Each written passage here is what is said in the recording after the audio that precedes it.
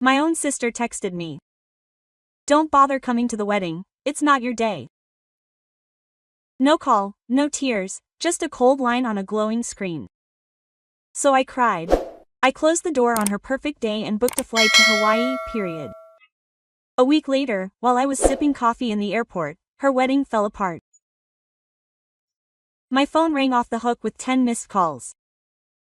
And trust me, that was just the beginning, period, before I dive into the story. Like and leave a comment to let me know where you're listening.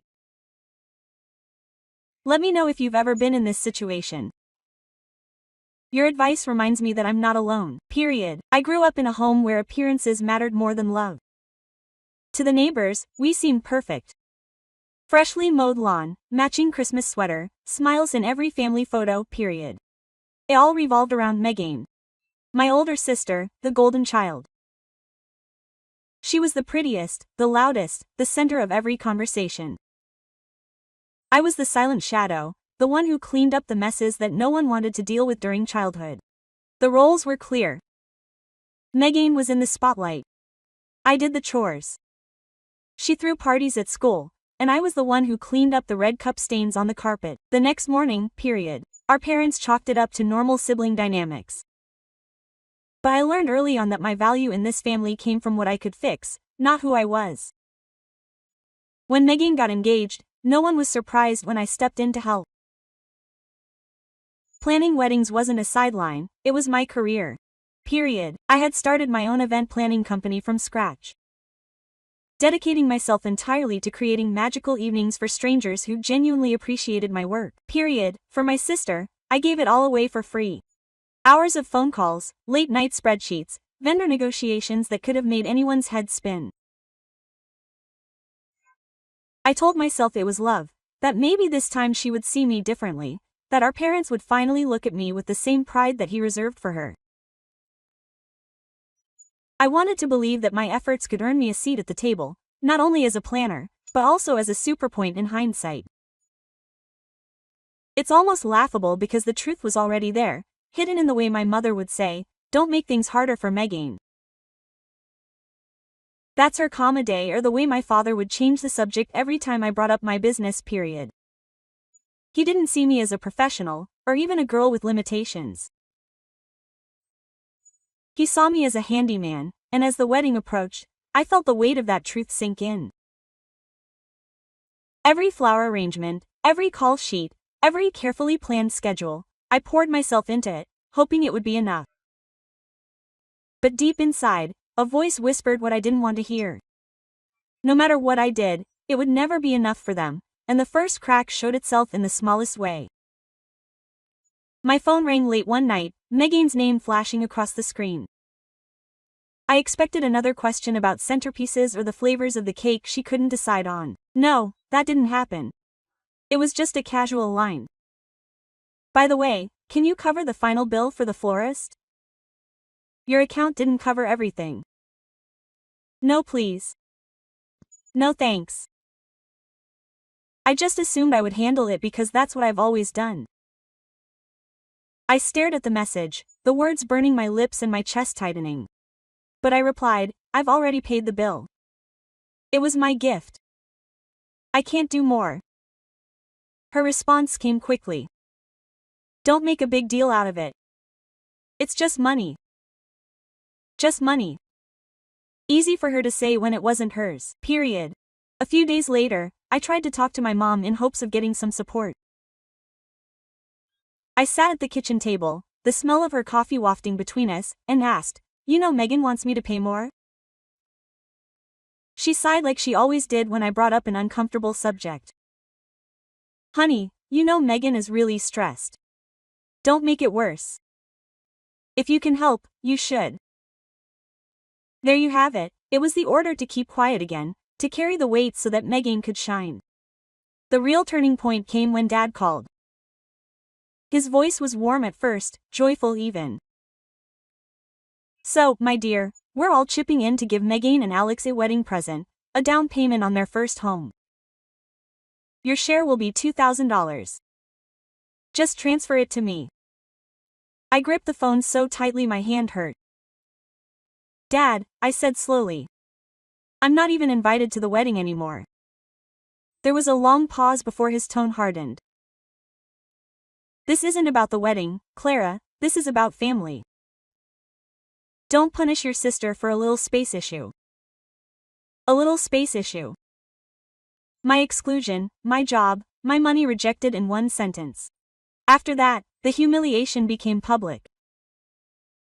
One night, before going to bed, I scrolled through Instagram and froze. My cousin had posted photos of Megan's bachelorette party. It was held at the same garden cafe I'd spotted months before.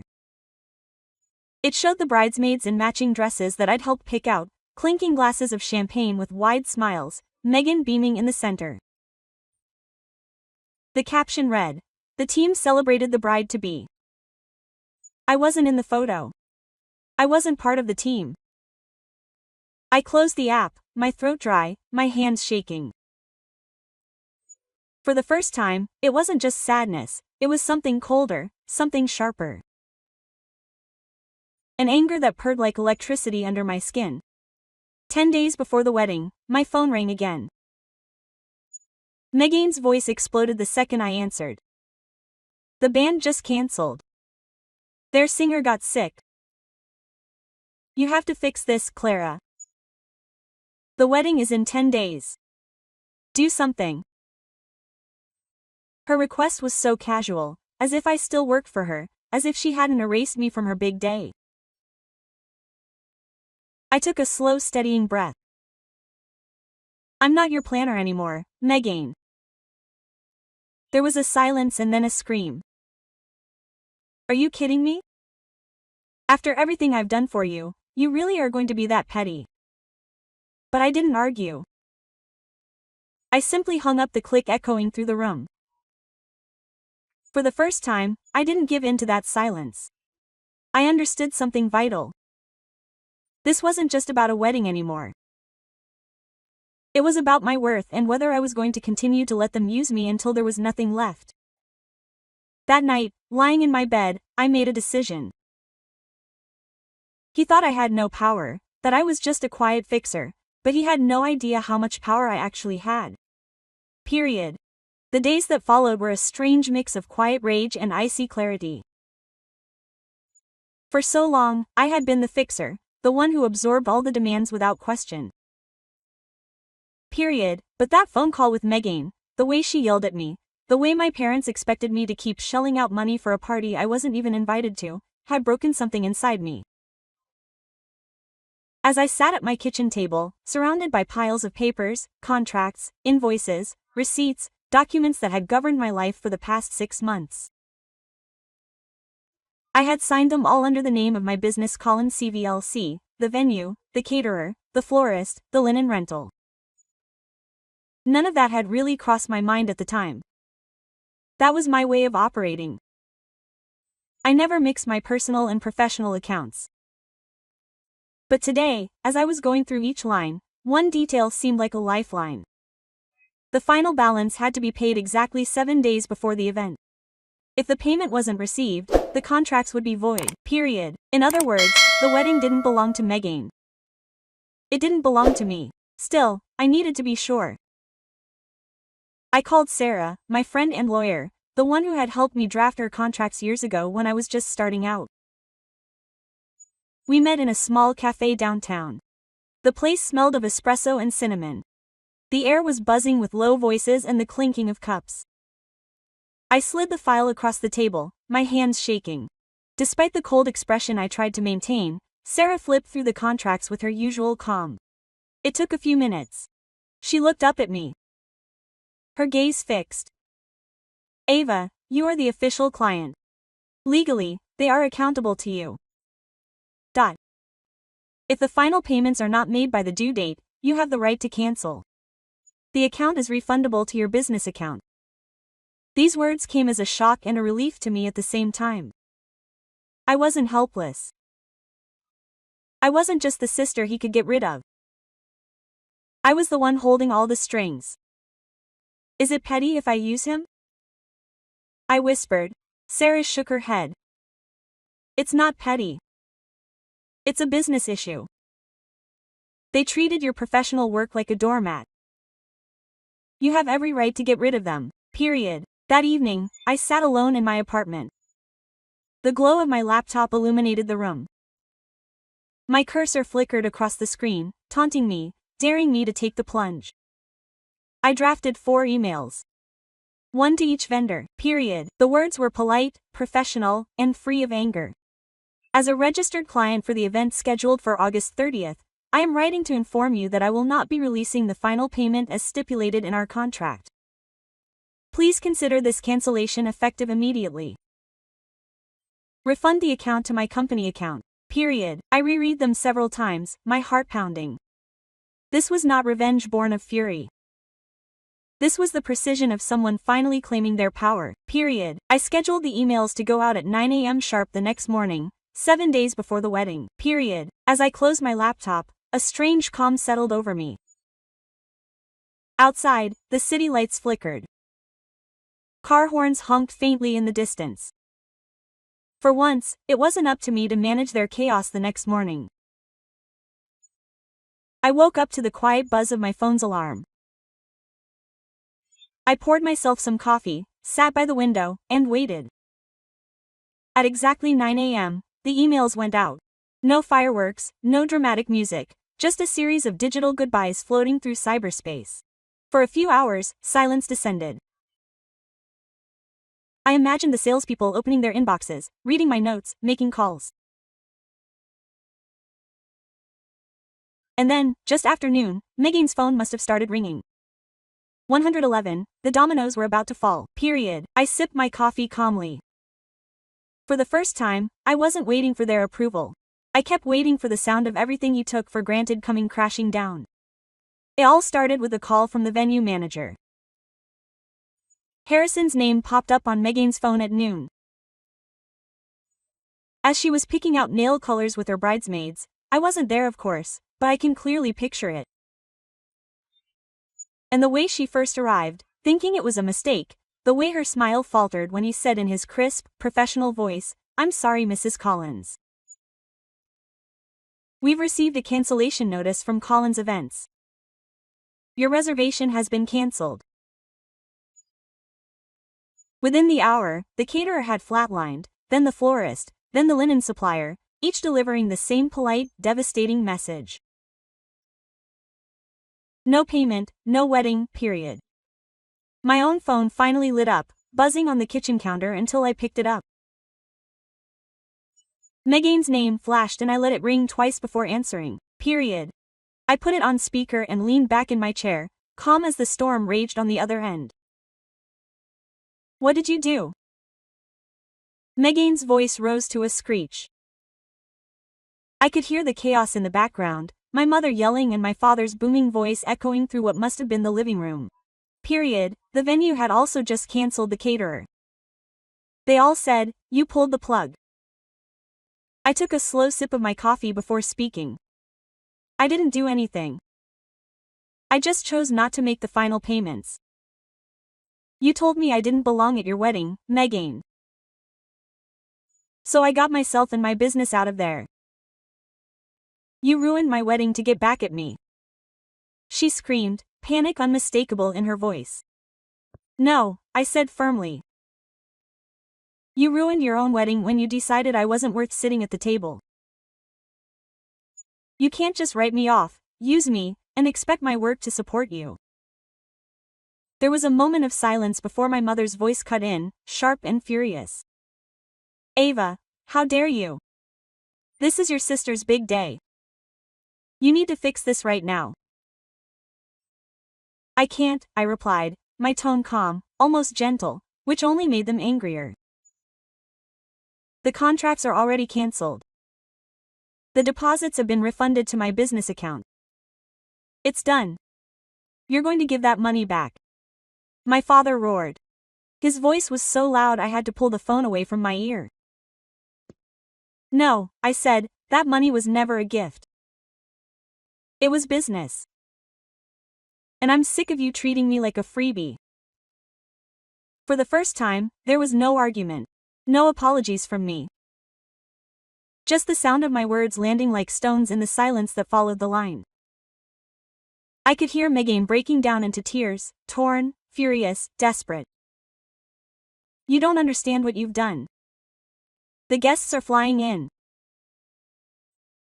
Alex's family is already here, and yet there was no room for me.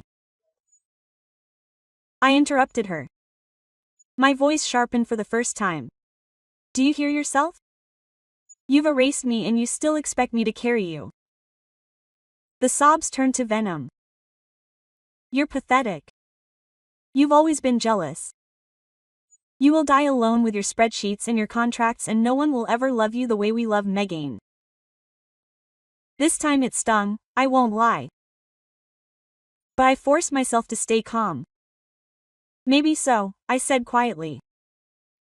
But at least I'll never tell people about crumbs of love who only know how to take them. The line went completely silent. Not a scream, not a sob, nothing. And in that pause, I knew they had finally understood that this wasn't a tantrum. This wasn't a phase. This was the end of my role as a straw to her. I ended the call myself. Pressing the red button with a hand that no longer trembled, the following days were a succession of panic voicemails, angry texts, and even threats.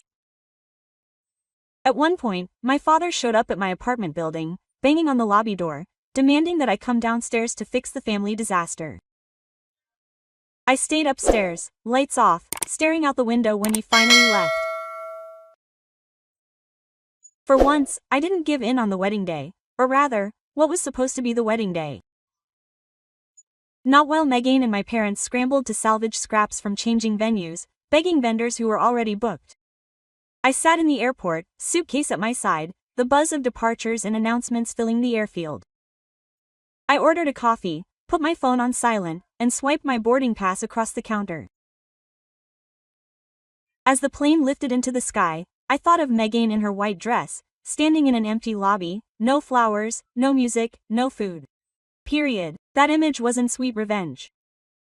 It was justice. The kind of justice that comes when someone finally refuses to be used. Period. When my phone started ringing again, 40 new messages, 70 missed calls.